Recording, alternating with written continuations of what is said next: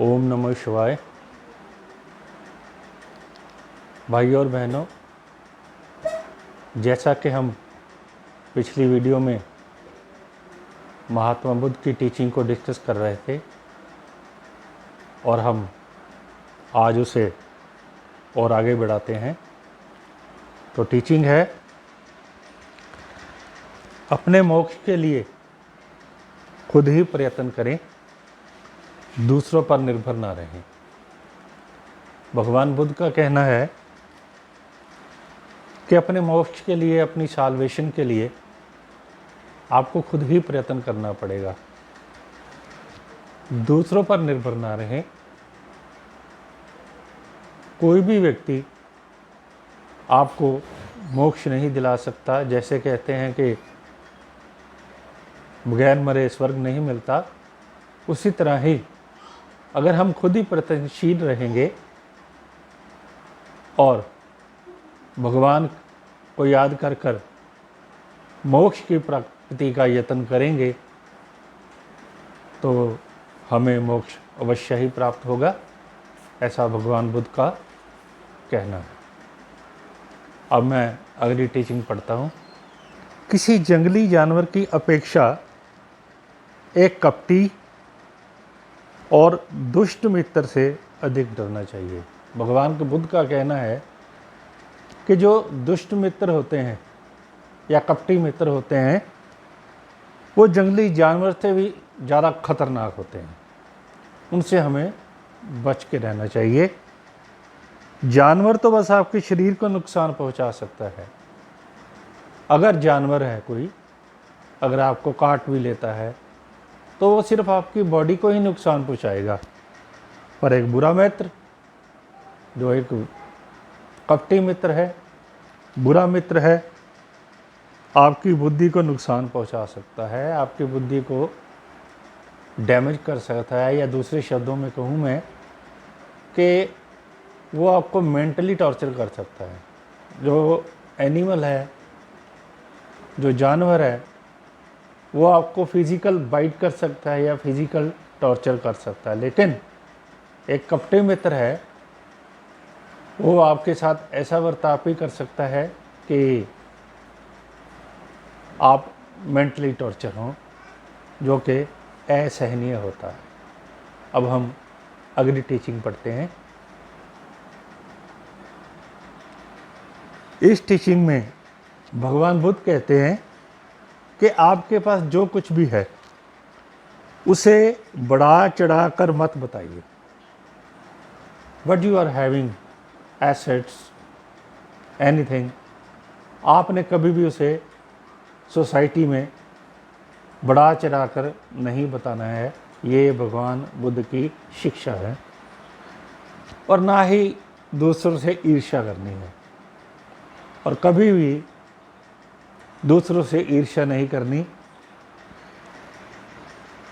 जो दूसरों से ईर्ष्या करता है, भगवान बुद्ध कहते हैं कि जो दूसरों से ईर्ष्या करते हैं, जेलस रहते हैं, उन्हें कभी मन की शांति नहीं मिलती। वो कभी भी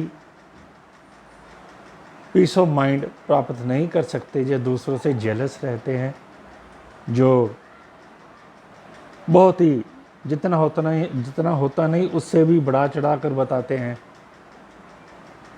तो भगवान बुद्ध का उपदेश है, ना ही हमें बढ़ा चढ़ा कर बताना चाहिए और ना ही किसी से ईर्ष्या करनी चाहिए, क्योंकि ये मन को अशांत करता है, जो हमारे लिए घातक है। अब मैं अगली टीचिंग पढ़ता हूँ भगवान बुद्ध की। भगवान बुद्ध कहते हैं, क्रोध को पाले रखना गर्म कोयले को किसी और पर फेंकने की नीयत से पकड़े रहने के समान है। अगर आप किसी पर क्रोध को पाले रखते हैं, गुस्सा करते रहते हैं, वो एक ऐसी स्थिति है जैसे गर्म कोयले को आप अपने हाथ से पकड़ रहे हैं। उससे नुकसान किसका होगा? आपका ही होगा। हाथ किसी का जलेगा, आपका ही जलेगा। जिसमें आप खुद जलते हैं, वो कहते हैं कि किसी के क्रोध को जब हम पालते हैं, किसी की तरफ से नफरत करते हैं, तो गर्म कोयले से अपने हाथ में गर्म कोयले की तरह उसको पकड़े रहते हैं, जिससे अपना ही अहित होता है, अपने ही हाथ जलते हैं। इसलिए हमें क्रोध को छोड़ देना चाहिए और क्रोध की जगह प्रेम करना चाहिए।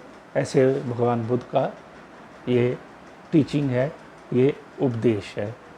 अब मैं आगे वाली टीचिंग पढ़ता हूँ। भगवान बुद्ध ने अपनी इस टीचिंग में शक के बारे में वर्णन किया है कि शक है, सस्पिशन है, वो किस तरह से व्यक्ति का सर्वनाश कर सकता है। शक की आदत से डरावना कुछ भी नहीं है। शक लोगों को अलग करता है।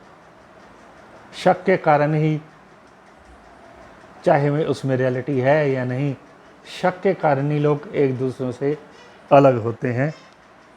ये एक ऐसा जहर है जो मित्रता खत्म करता है।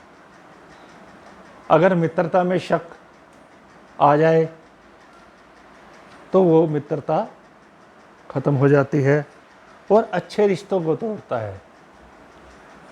कोई भी रिश्तेदार है, अगर सपोज कोई वाइफ है अपने हस्बैंड पे शक करती है और हस्बैंड है अपनी वाइफ पे शक करता है, तो वो रिश्ते या तो टूट जाते हैं या टूटने की कगार तक पहुंच जाते हैं। शक एक ऐसा कांटा है, भगवान बुद्ध कहते हैं, शक एक ऐसा कांटा है जो चोटिल करता है, जो हमें चोट पहुंचाता है। शक एक ऐसी तलवार है, भगवान बुद्ध कहते हैं, शक एक ऐसी स्वॉर्ड है, तलवार है, जो वध करती है, वध भी करती है रिश्तों का, विश्वास का एक दूसरे पर। तो बहनों और भाइयों, दोस्तों, आज की वीडियो में भगवान बुद्ध की ये टीचिंग जो मैंने वर्णन की है, मैं समझता हूँ कि आप इसको, इन टीचिंग्स को अपने जीवन में उतारेंगे तथा आप देखेंगे कि अगर हम भगवान बुद्ध की टीचिंग पर चलते हैं तो हमारी जो लाइफ है इजी हो जाएगी। इसे हम सहजता से, सरलता से जिएंगे। बाकी जो टीचिंग्स है वो हम अगली वीडियो में डिस्कस करेंगे। आप हम मुझे इजाज़त दीजिए। अगर आपको मेरा वीडियो अच्छा लगा हो तो लाइक कर दीजिए और मेरे चैनल को सब्सक्राइब कर दीजिए। ओम नमो शिवाय। जय माता दी।